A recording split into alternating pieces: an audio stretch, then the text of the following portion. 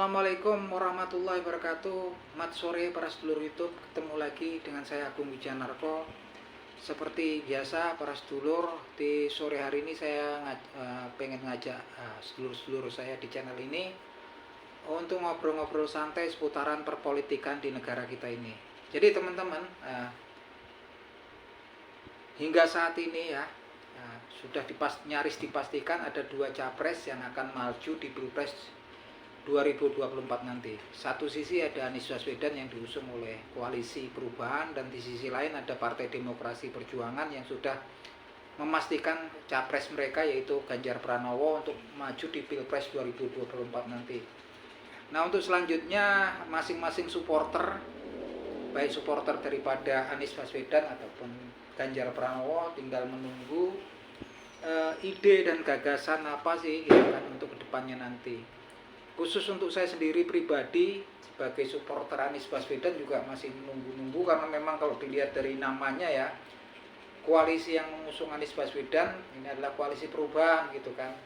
Nah, memang sampai saat ini banyak orang yang belum begitu ngerti sih konsep perubahannya itu seperti apa gitu, realnya itu seperti apa, konsep perubahannya, konsepnya seperti apa yang akan dirubah apabila nanti Anies Baswedan memenangkan Pilpres 2024 nanti. Tentunya semua pihak juga pengen tahu. Kalau sehingga saat ini kan memang belum banyak yang tahu nih konsepnya seperti apa. Orang awam masih bertanya-tanya, dan beberapa pihak itu malah menginterpretasikan bahwasannya perubahan itu tentunya dikaitkan dengan antitesa daripada apa yang sudah dikerjakan oleh Presiden Joko Widodo. Artinya ada kemungkinan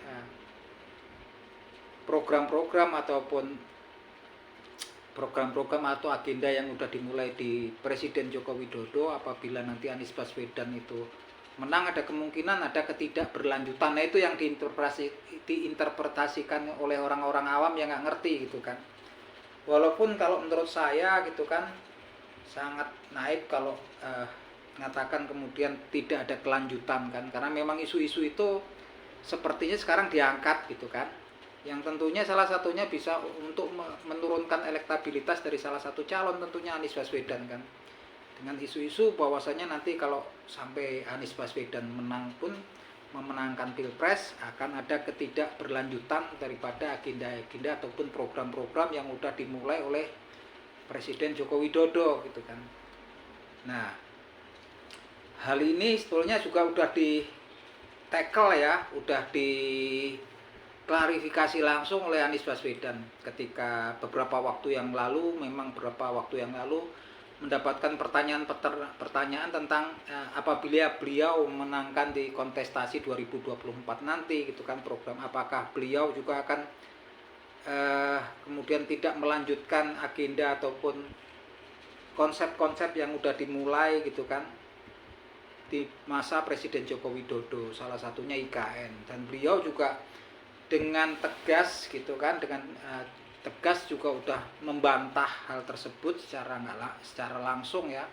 Ketika ada pertanyaan tersebut, Anies Baswedan secara lugas, secara tegas juga udah menjelaskan kan bahwasanya jika hal-hal tersebut seperti proyek-proyek ataupun agenda-agenda yang sudah dimulai di masa Presiden Jokowi gitu kan, diagendakan sudah merupakan produk undang-undang, tentunya adalah nggak ada alasan untuk tidak melanjutkan gitu kan, nggak ada alasan untuk tidak melanjutkan agenda-agenda yang sudah dimulai di zaman Presiden Jokowi, karena tugas daripada eksekutif ataupun pelaksana jadi adalah melaksanakan undang-undang yang udah memang ditetapkan ya gitu kan. Gitu.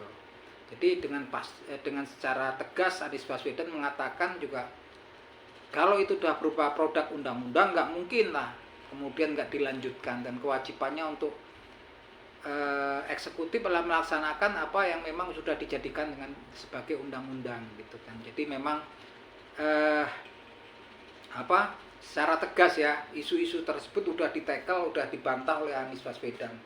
Walaupun santer sampai saat ini memang itu yang nyeruak keluar terus kan, yang timbul, yang memang populer keluar bahwasanya nanti jika jikalau Anies Baswedan bisa memenangkan kontestasi di Capres Pilpres 2024 nanti, ada kemungkinan ketidakberlanjutan program-program yang sudah dimulai di masa Presiden Jokowi.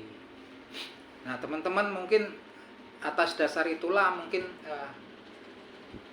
ada suatu urgensi ya untuk partai-partai atau koalisi yang mendukung Anies Baswedan untuk menjelaskan atau memaparkannya pada publik seperti apa sih konsep perubahan yang akan mereka bawa nanti ketika mereka, kalau seandainya mereka memenangkan di kontestasi 2024 nanti, agar memang bisa mematahkan isu-isu yang memang sebetulnya sangat merugikan ya untuk tingkat elektabilitas Anies Baswedan sendiri gitu kan.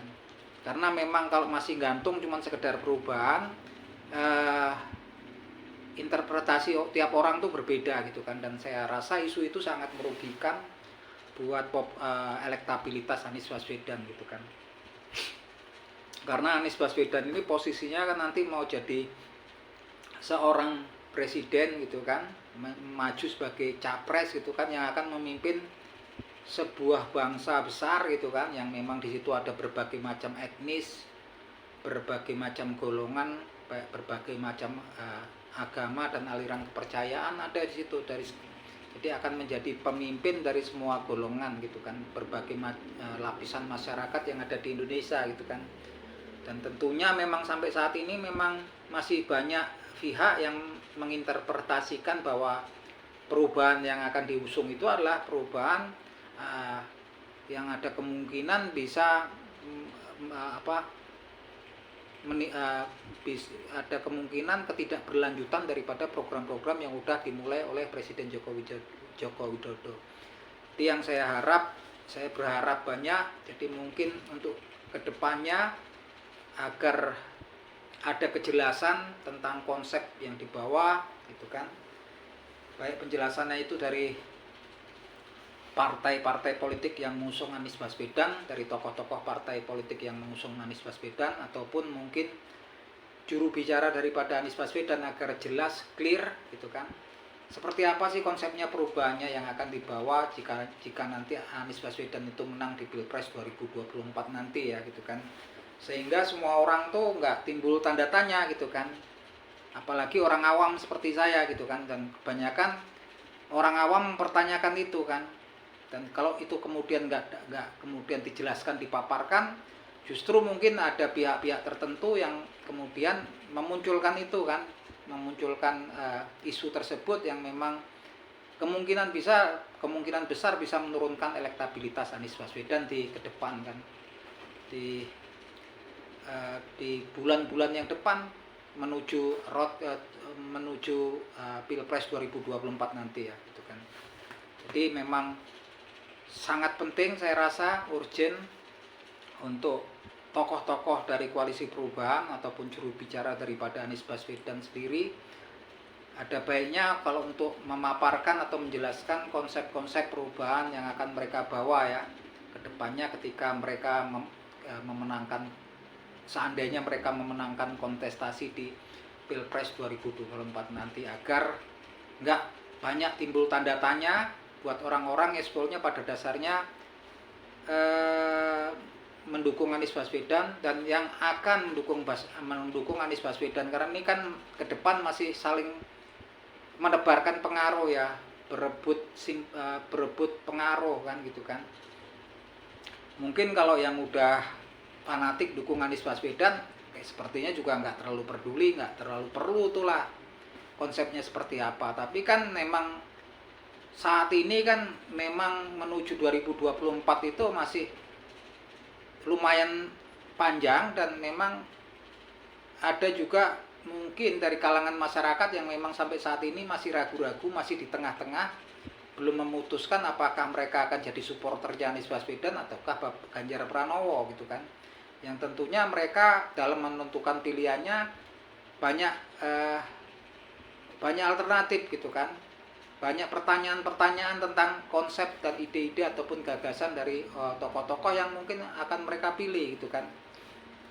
Nah, salah satunya memang yang nyeruak kalau saya pantau sampai saat ini adalah isu bahwasanya jikalau Anies Baswedan menang itu adalah antitesa daripada Presiden Jokowi gitu kan, yang kemungkinan besar ada ketidakberlanjutan daripada program-program pembangunan yang sudah dimulai oleh Presiden Jokowi. Dan tentunya ini kalau nggak diklarifikasi dan tidak dijelaskan atau dipaparkan dari partai pendukung Anies Baswedan ataupun juru bicara gitu kan, ataupun tokoh-tokoh politik pendukung Anies Baswedan, tentunya akan berefek negatif ya, berefek kurang baik gitu kan, karena bisa menurunkan elektabilitas Anies Baswedan gitu kan.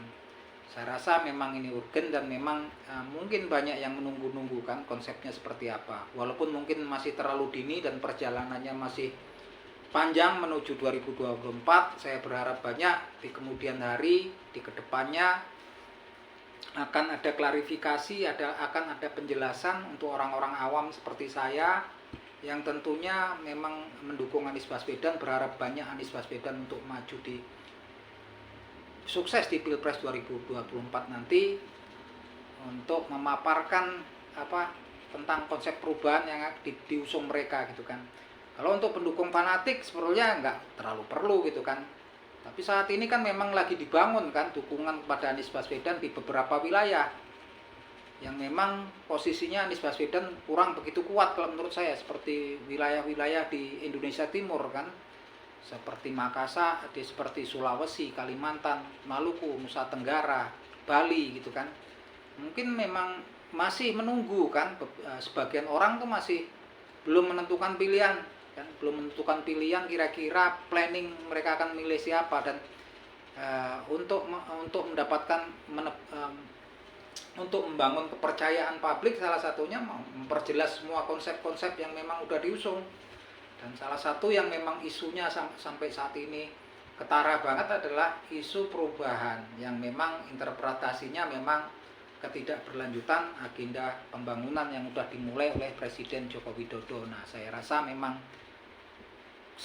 kita menunggu ya, para pendukung Anies Baswedan juga menunggu dengan harapan jika itu sudah jelas, clear, tentunya akan, saya yakin gitu kan, ke depan itu pendukung Anies Baswedan tentunya akan semakin banyak, baik secara kualitasnya ya, ataupun kualitas ataupun dan juga kuantitasnya gitu kan.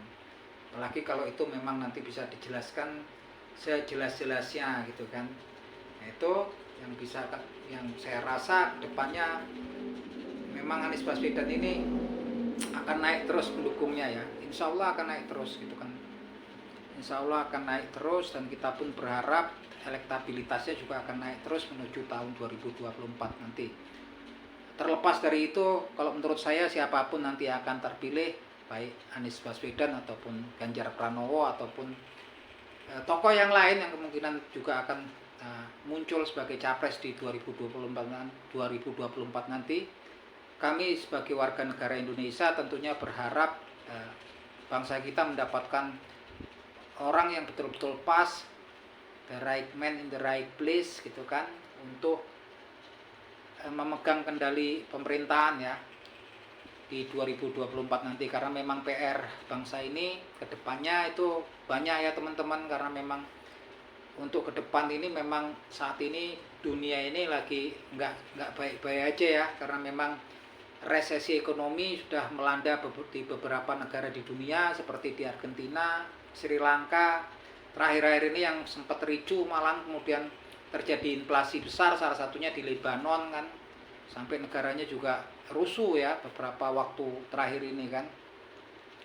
Dan seperti negara-negara yang kaya pun sekarang juga mengalami resesi ekonomi seperti Australia gitu kan, ketika inflasinya juga tinggi ya teman-teman. Jadi memang ke depan memang masalah bangsa ini besar, banyak masalah-masalah besar yang memang menanti calon presiden yang terpilih di 2024 nanti. Dan yang paling